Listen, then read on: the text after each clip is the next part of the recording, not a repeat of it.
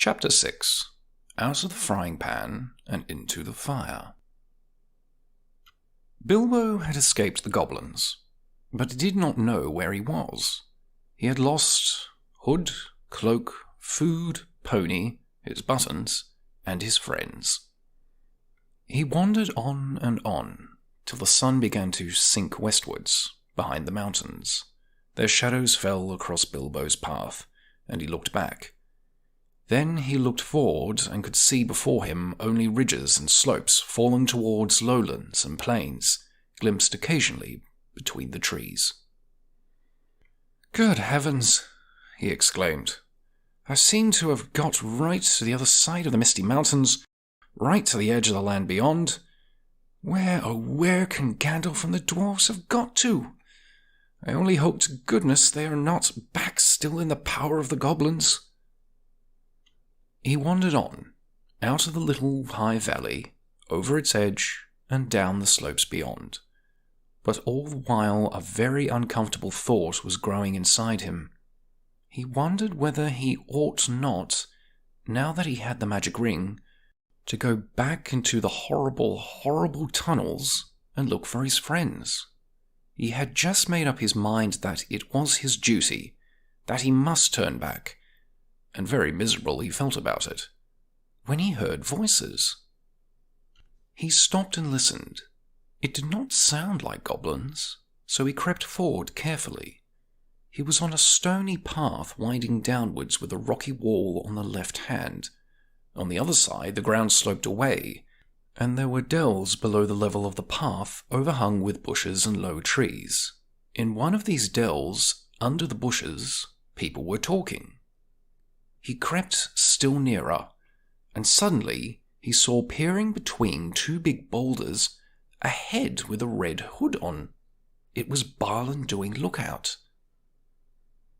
He could have clapped and shouted for joy, but he did not. He still had the ring on, for fear of meeting something unexpected and unpleasant, and he saw that Balin was looking straight at him without noticing him. "I will give them all a surprise," he thought, as he crawled into the bushes at the edge of the dell. Gandalf was arguing with the dwarves. They were discussing all what had happened to them in the tunnels, and wondering and debating what they were to do now. The dwarves were grumbling, and Gandalf was saying that they could not possibly go on with their journey with leaving Mr. Baggins in the hands of the goblins, without trying to find out if he was alive or dead, and without trying to rescue him.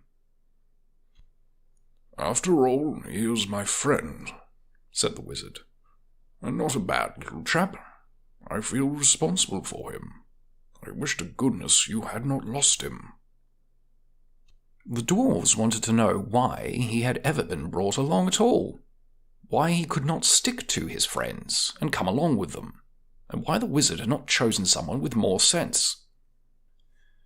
"He has been more troubled than use so far," said one.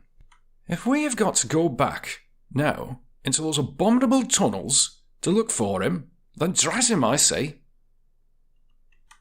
Gandalf answered angrily, "I brought him, and I do not bring things that are of no use.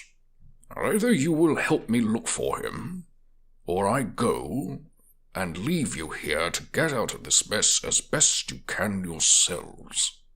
If we can only find him again, you will thank me before this is all over. Whatever did you want to go and drop him for, Dory?" "You would have dropped him," said Dory, "if a goblin had suddenly grabbed your legs from behind in the dark, tripped up your feet and kicked you in the back." "Then why didn't you pick him up again?" "Good heavens! Can you ask?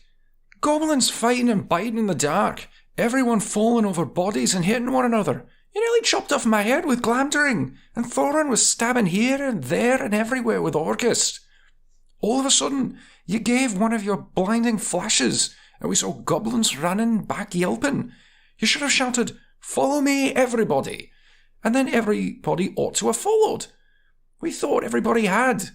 There was no time to count.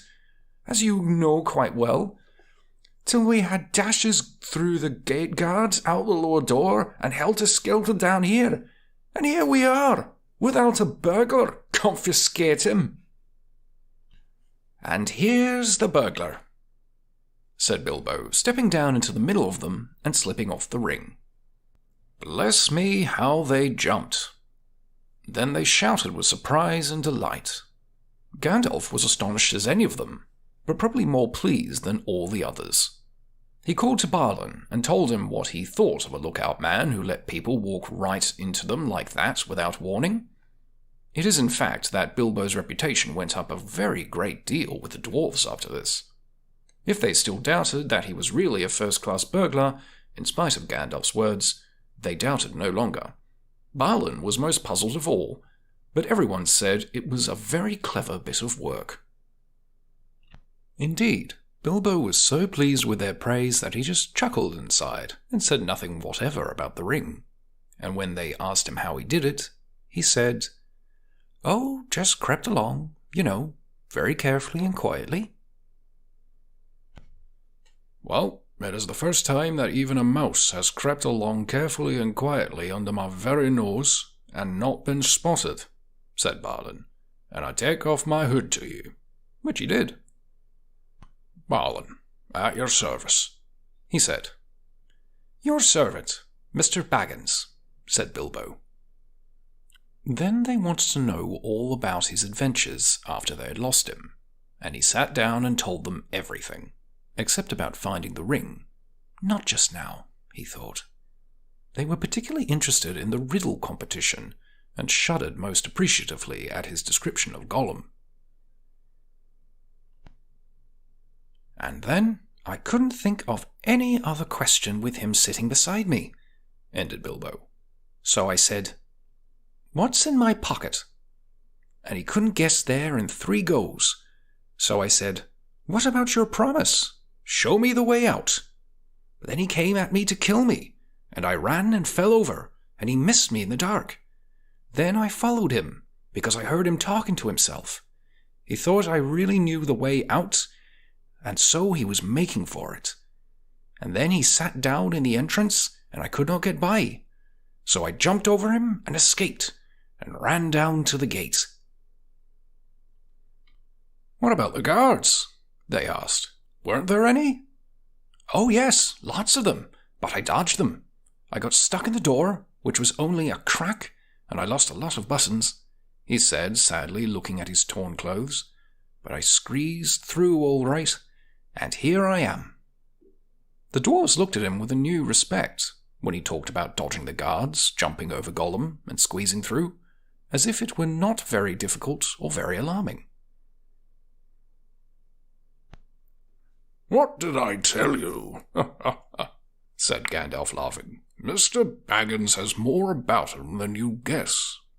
He gave Bilbo a queer look from under his bushy eyebrows as he said this, and the Hobbit wondered if he had guessed at the part of his tale that he had left out. Then he had questions of his own to ask, for if Gandalf had explained it all by now to the dwarves, Bilbo had not heard it. He wanted to know how the wizard had turned up again, and where they had all got to now. The wizard, to tell the truth, never minded explaining his cleverness more than once, so now he told Bilbo that both he and Elrond had been well aware of the presence of the evil goblins in this part of the mountains, but their main gate used to come out of a different pass, one more easy to travel by, so that they often caught people benighted near their gates. Evidently, people had given up going that way, and the goblins must have opened their new entrance at the top of the pass the dwarves had taken, quite recently, because it had been found quite safe up until now. I must see if I can't find a more or less decent giant to block it up again, said Gandalf.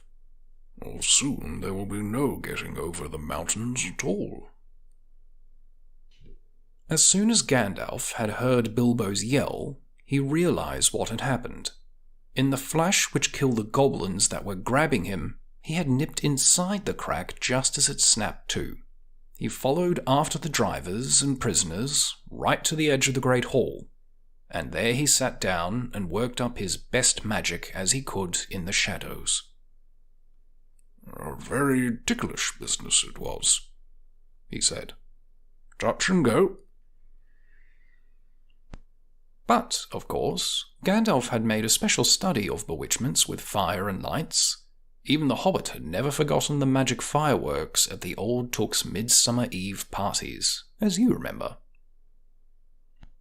The rest we all know, except that Gandalf knew all about the back door, as the goblins called the lower gate, where Bilbo lost his buttons.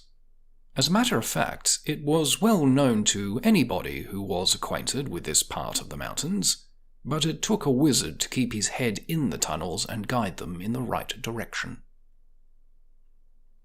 "They made that gate ages ago," he said, "partly for a way of escape, if they needed one, partly as a way out into the lands beyond, where they still came in the dark to do great damage. They guard it always, and no one has ever managed to block it up. They will guard it doubly after this." He laughed. All the others laughed too. After all, they had lost a good deal, but they had killed the great goblin and a great many others besides, and they had all escaped, so it might be said to have had the best of it so far. But the wizard called them to their senses. "We must be getting off at once. Now we are a little rested," he said. "They will be after us in hundreds when night comes on, and already the shadows are lengthening. They can smell our footsteps for hours, and hours after we have passed. We must be miles on before dusk. There will be a bit of a moon, if it keeps fine, and that is lucky. Not that they mind the moon much, but it will give us a little light to steer by." "Oh, yes," he said in answer to more questions from the Hobbit. "You lose track of time inside the goblin tunnels. Today is Thursday, and it was Monday night or Tuesday morning that we were captured. We have gone on miles and miles, and have come right through the heart of the mountain, and we are now on the other side. Quite a shortcut. But we are not at the point to which our pass would have brought us. We are too far north, and we have some awkward country ahead. And we are still pretty high up. Let's get on." "I am dreadfully hungry," groaned Bilbo, who was suddenly aware that he had not had a meal since the night before last. Just think of that for a hobbit. His stomach felt all empty and loose, and his legs all wobbly, now that the excitement was over. "Can't help it," said Gandalf. "Unless you'd like to go back and ask the goblins nicely to let you have your pony back and your luggage." "No, thank you," said Bilbo. "Very well, then. We must just tighten our belts and trudge on, or we shall be made into supper, and that will be much worse than having none ourselves." As they went on, Bilbo looked from side to side for something to eat, but even the blackberries were still only in flower, and of course there were no nuts, not even hawthorn berries. He nibbled on a bit of sorrel, and he drank from a small mountain stream that crossed the path, and he ate 3 wild strawberries that he'd found on its bank, but it was not much good. They still went on and on. The rough path disappeared. The bushes and the long grasses between the boulders, the patches of rabbit-cropped turf, the thyme and sage and the marjoram, and the yellow rock roses all vanished, and they found themselves at the top of a wide, steep slope of fallen stones, the remains of a landslide. When they began to go down this, rubbish and small pebbles rolled away from their feet. Soon larger bits of split stone went clattering down and started other pieces, below them, slithering and rolling. Then lumps of rocks were disturbed and bounced off, crashing down with a dust and a noise. Before long, the whole slope above them and below them seemed to move, and they were sliding away, huddled all together, in a fearful confusion of slipping, rattling, cracking slabs and stones. It was the trees at the bottom that saved them. They slid into the edge of a climbing wood of pines that here stood right up the mountain slope from the deep, darker forest of the valleys below. Some caught hold of the trunks and swung themselves into the lower branches. Some, like the little Hobbit, got behind a tree to shelter from the onslaught of rocks. Soon the danger was over. The slide had stopped, and the faint crashes could be heard as the largest of the disturbed stones went bouncing and spinning amongst the bracken and the pine roots far below. "Well, that has got us on a bit," said Gandalf, "and even goblins tracking us will have a job to come down that way quietly." "I dare say," grumbled Bomber, "but they won't find it difficult to send stones bouncing down on our heads." The dwarves and Bilbo were feeling far from happy, and they were rubbing their bruised and damaged legs and feet. "Nonsense. We are going to turn aside here of the path of the slide. We must be quick. Look at the light." The sun had long gone behind the mountains. Already the shadows were deepening about them, though far away through the trees and over the black tops of those growing lower down, they could still see the evening lights on the plains beyond. They limped along now as fast as they were able, down the gentle slopes of a pine forest, in a slanting path leading steadily southwards. At times they were pushing through a sea of bracken with tall fronds, rising right above the Hobbit's head. At times they were marching along quiet over a floor of pine needles, and all the while the forest gloom got heavier and the forest silence deeper. There was no wind that evening to bring a sea sighing into the branches of the trees. "Must we go any further?" asked Bilbo, when it was so dark he could only just see Thorin's beard wagging beside him, and so quiet he could hear the dwarves breathing like a loud noise. "My toes are all bruised and bent, and my legs ache, and my stomach is wagging like an empty sack." "A bit further," said Gandalf.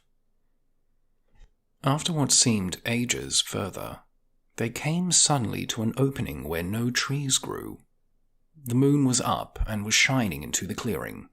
Somehow it struck them all as not at all a nice place, although there was nothing wrong to see.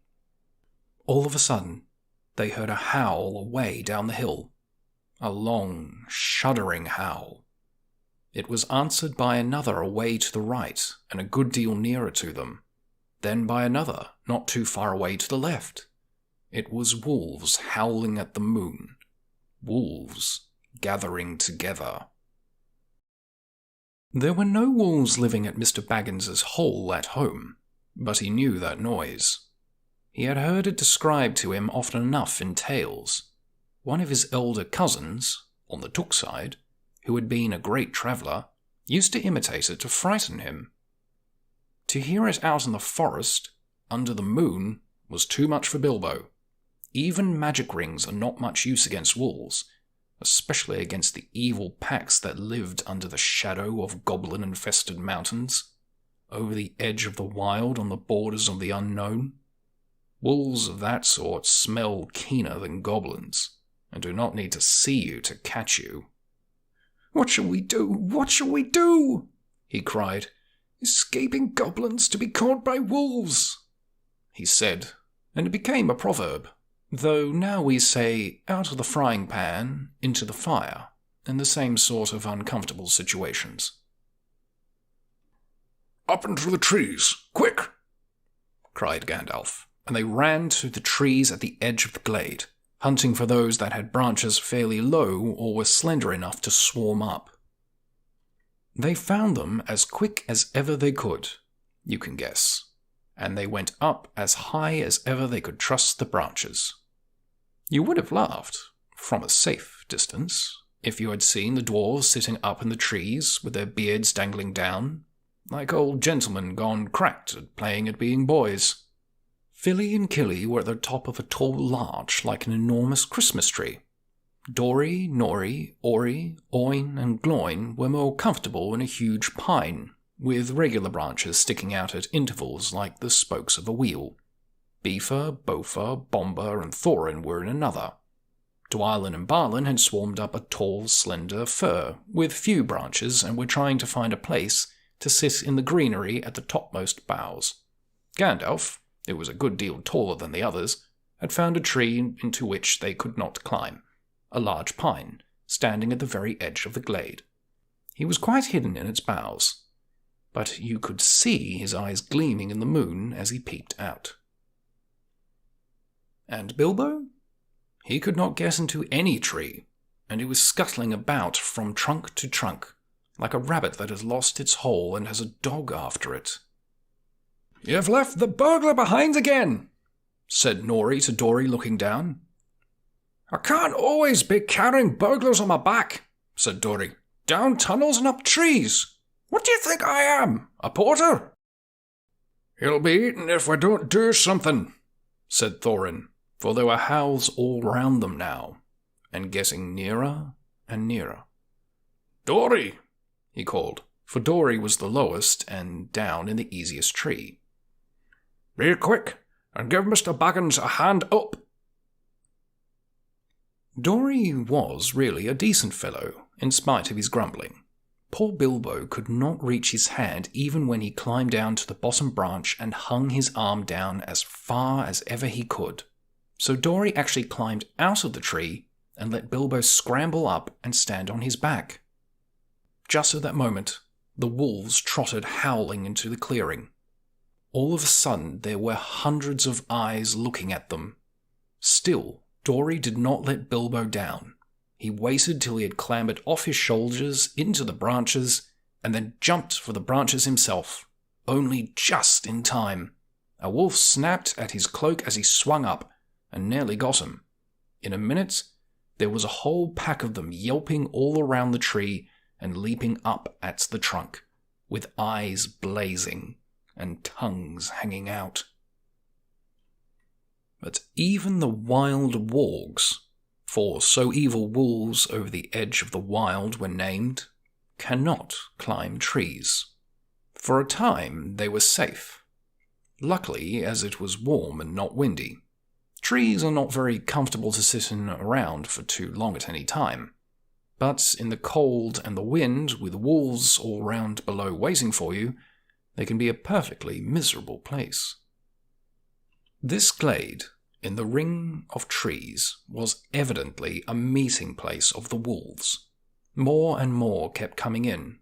They left guards at the foot of the tree in which Dory and Bilbo were, and went snuffling about till they had smelt out every tree that had anyone in it. These they guarded too, while all the rest, hundreds and hundreds it seemed, went and sat in a great circle in the glade. And in the middle of the circle was a great grey wolf. He spoke to them in the dreadful language of the wargs. Gandalf understood it. Bilbo did not. But it sounded terrible to him, and as if all their talk was about cruel and wicked things. As it was. Every now and then all the wargs in the circle would answer their grey chief all together, and their dreadful clamour made almost the Hobbit fall out of his pine tree. I will tell you what Gandalf heard, though Bilbo did not understand it. The wargs and the goblins often helped one another in wicked deeds. Goblins do not usually venture very far from their mountains, unless they are driven out and are looking for new homes, or are marching to war, which I am glad to say has not happened for a long while. But in those days, they sometimes used to go on raids, especially to get food or slaves to work for them. Then they often got wargs to help and shared the plunder with them. Sometimes they rode on wargs, like men do horses. Now it seemed that a great goblin raid had been planned for that very night. The wargs had come to meet the goblins, and the goblins were late. The reason, no doubt, was the death of the great goblin, and all excitement caused by the dwarves and Bilbo and the wizard, for whom they were probably still hunting. In spite of the dangers of this far land, bold men had been of late making their way back into it from the south, cutting down trees and building themselves places to live in amongst the more pleasant woods in the valleys and along the river shores. There were many of them, and they were brave and well armed, and even the wargs dare not attack them, if there were many of them together or in the bright day. But now they had planned with the goblins to help come by night upon some of the villages nearest the mountains. If their plans had been carried out, there would have been none left there next day. All would have been killed, except the few the goblins kept from the wolves and carried back as prisoners to their caves. This was dreadful to listen to, not only because of the brave woodmen and their wives and children, but also because of the danger which now threatened Gandalf and his friends. The wargs were angry and puzzled at finding them here in their very meeting place. They thought they were friends of the woodmen, and were come to spy on them, and would take news of their plans down into the valleys, and then the goblins and the wolves would have to fight a terrible battle instead of capturing prisoners and devouring people waked suddenly from their sleep. So the wargs had no intention of going away and letting the people up the trees escape, at any rate, not until morning.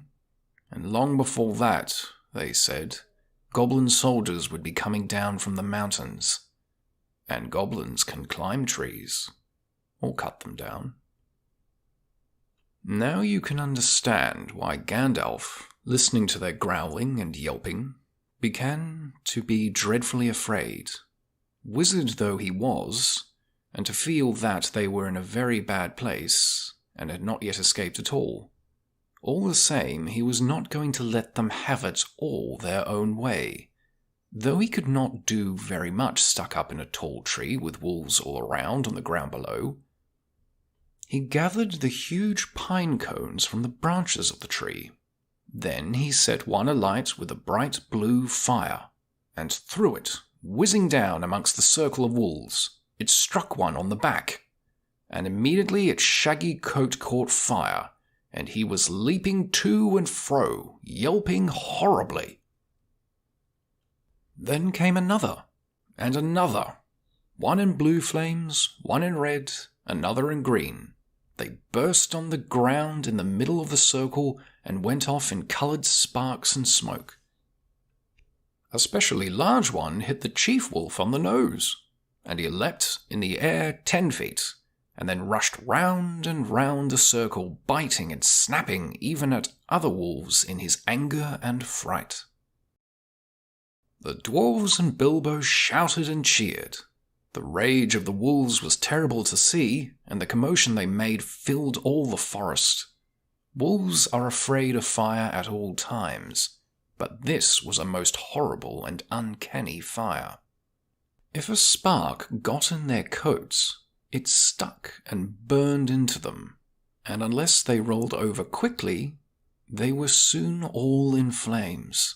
Very soon, all about the glade, wolves were rolling over and over to put out the sparks on their backs, while those that were burning were running about howling and setting others alight, till their own friends chased them away and fled off down the slopes crying and yammering and looking for water. "What is all this uproar in the forest tonight?" said the Lord of the Eagles.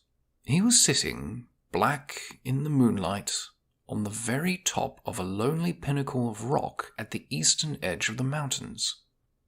"I hear wolves' voices.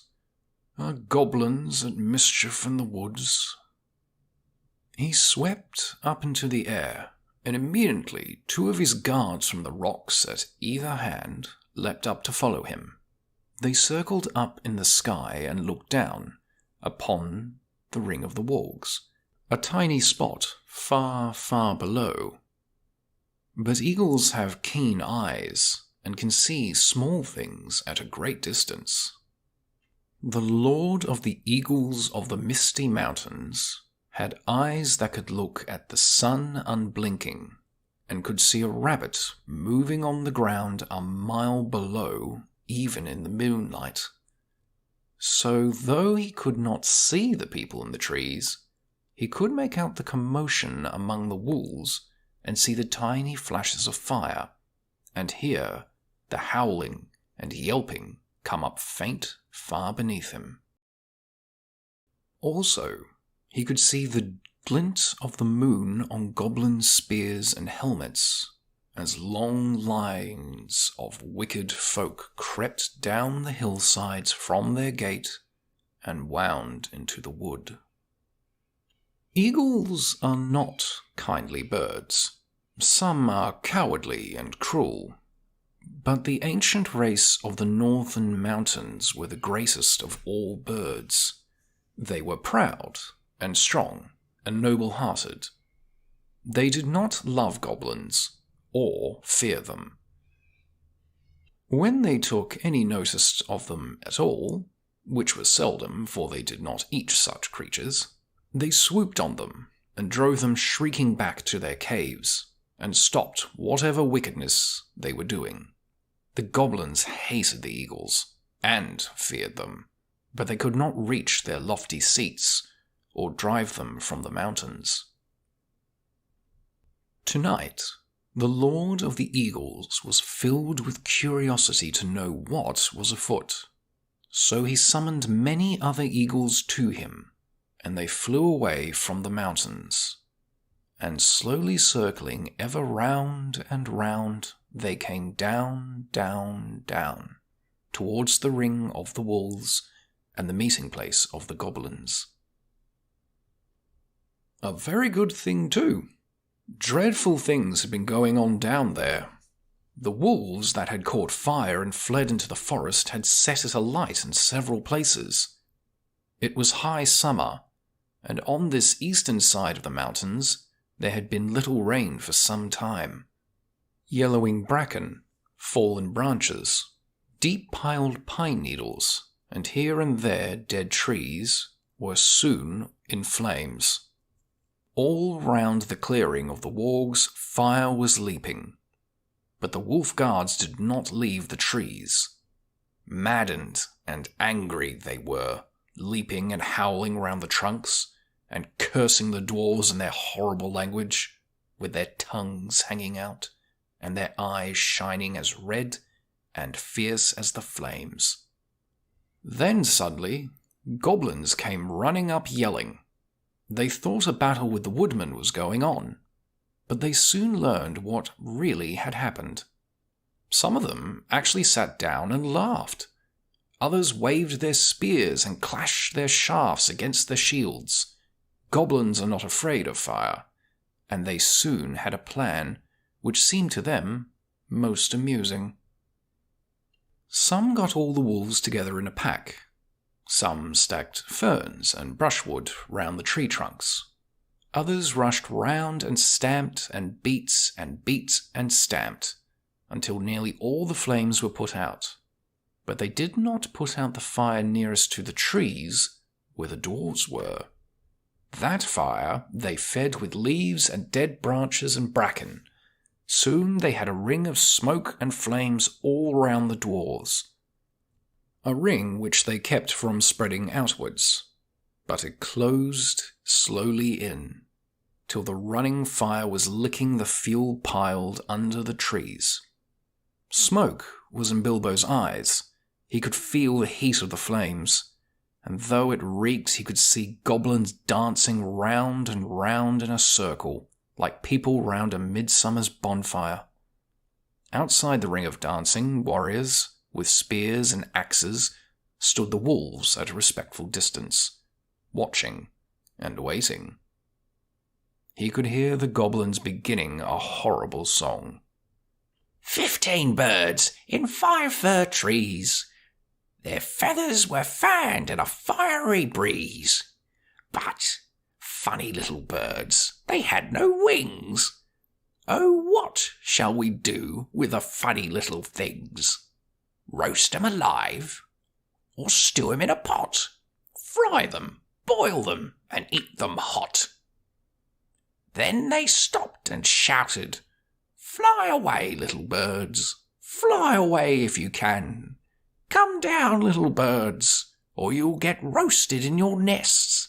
Sing, sing, little birds, why don't you sing?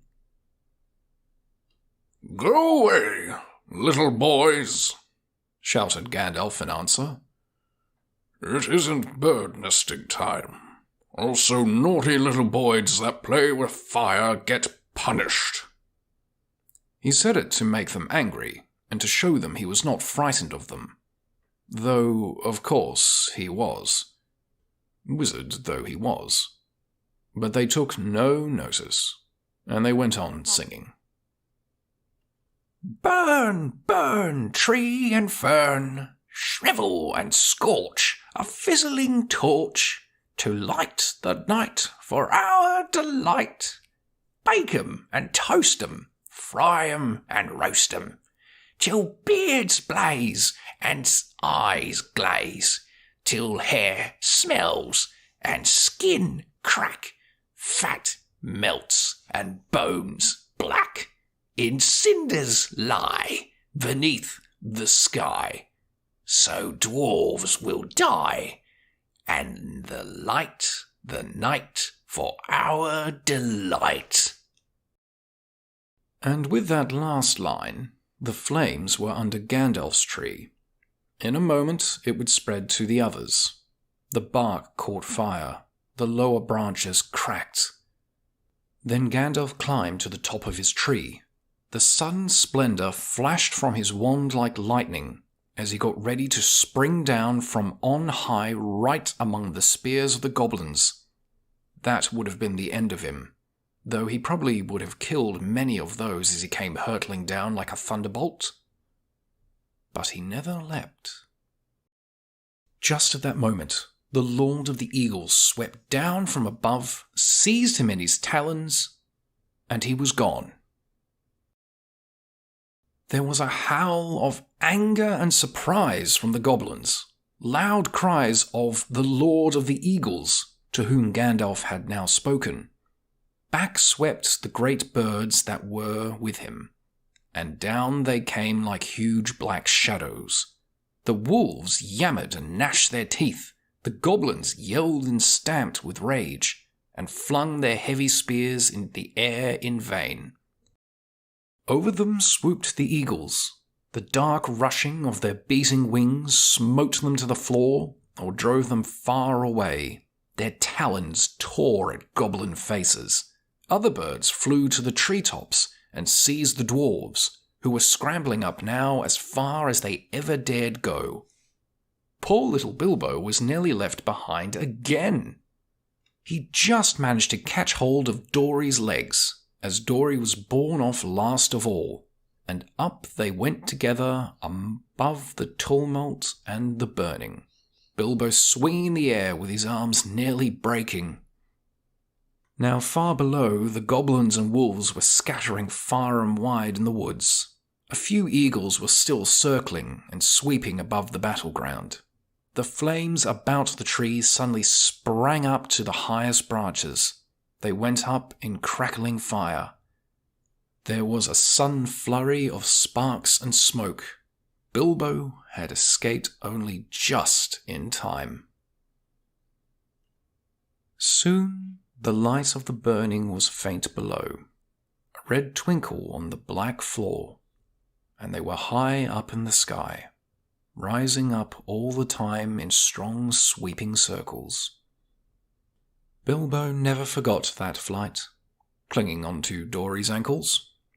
He moaned, "My arms! My arms!" But Dory groaned, "My legs! My poor legs!" At the best of times, Heights made Bilbo quite giddy. He used to turn queer if he looked over the edge of quite a little cliff, and he had never liked ladders, let alone trees, never having had to escape from wolves before. So you can imagine how his head swam now when he looked down beneath his dangling toes and saw the Darklands opening wide underneath him, touched here and there with the light of the moon, on a hillside rock or a stream in the plains. The pale peaks of the mountains were coming nearer, moonlight spikes of rock sticking out of the black shadows. Summer or not, it seemed very cold. He shut his eyes and wondered if he could hold on any longer. Then he imagined what would happen if he did not. He felt sick. The flight ended only just in time for him, just before his arms gave way.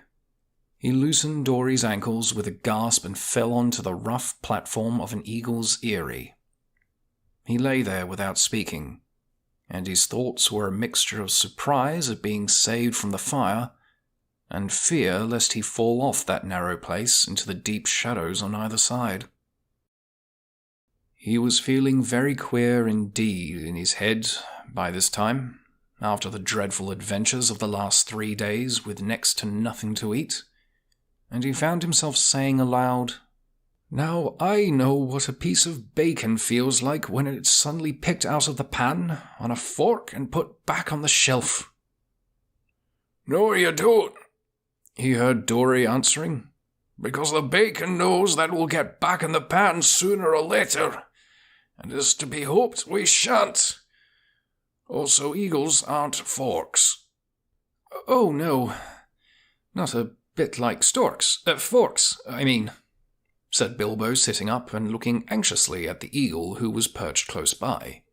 He wondered what other nonsense he had been saying, and if the eagles would think it rude. You ought not to be rude to an eagle when you are only the size of a hobbit, and you are up in his eyrie at night. The eagle only sharpened his beak on a stone and trimmed his feathers and took no notice. Soon another eagle flew up. "The Lord of the Eagles bids you to bring your prisoners to the great shelf," he cried, and was off again. The other seized Dory in his claws and flew away with him into the night, leaving Bilbo all alone. He had only just strength to wonder what the messenger had meant by prisoners, and came to begin to think of being torn up for supper like a rabbit, when his own turn came. The eagle came back, seized him in his talons by the very back of his coat, and swooped off. This time he flew only a very short way. Very soon, Bilbo was laid down, trembling with fear, on a wide shelf of rock on the mountainside. There was no path down onto it, save by flying, and no other path down off it, except by jumping over a precipice. He found all others sitting with their backs to the mountain wall. The Lord of the Eagles was also there, and speaking to Gandalf. It seemed that Bilbo was not going to be eaten after all. The wizard and the Eagle Lord appeared to know one another slightly, and even to be on friendly terms. As a matter of fact, Gandalf, who had often been in the mountains, had once rendered a service to the Eagles and healed their lord from an arrow wound. So you see, prisoners had meant prisoners rescued from the goblins only, and not captives of the Eagles. As Bilbo listened to the talk of Gandalf, he realized that they were actually going to escape, really and truly, from the dreadful mountains. He was discussing plans with the Great Eagle for carrying the dwarves and himself and Bilbo far away and setting them down well on their journey across the plains below. The Lord of the Eagles would not take them anywhere near where men lived. "They would shoot at us with the great bows of yew," he said, "for they would think we were after their sheep. and at any other times they would be right. No, we are glad to cheat the goblins of their sport, and glad to repay our thanks to you. But we will not risk ourselves for dwarves in the southward plains." "Very well," said Gandalf. "Take us where and as far as you will. We are already deeply obliged to you. But in the meantime, we are famished with hunger." "I am nearly dead of it," said Bilbo in a weak little voice that nobody heard. "That can perhaps be mended," said the Lord of the Eagles. Later on, you might have seen a bright fire on the shelf of rock, and the figures of dwarves round it, cooking and making a fine roasting smell. The Eagles had brought up dry boughs for fuel, and they had brought rabbits, hares, and a small sheep. The dwarves managed all the preparations.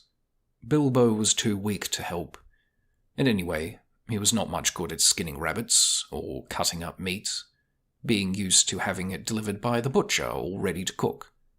Gandalf, too, was lying down, after doing his part in setting the fire going, since Oin and Gloin had lost their tinderboxes. Dwarves had never taken to matches even yet. So ended the adventures of the Misty Mountains. Soon Bilbo's stomach was feeling full and comfortable again, and he felt he could sleep contentedly, though he really would have liked a loaf and butter better than these bits of meat toasted on sticks. He slept curled up on the hard rock more soundly than he ever had done in his own feather bed, back in his own little hobbit hole at home. But all night he dreamed of his own house, and wandered in his sleep into all his different rooms, looking for something he could not find, nor remember what it looked like.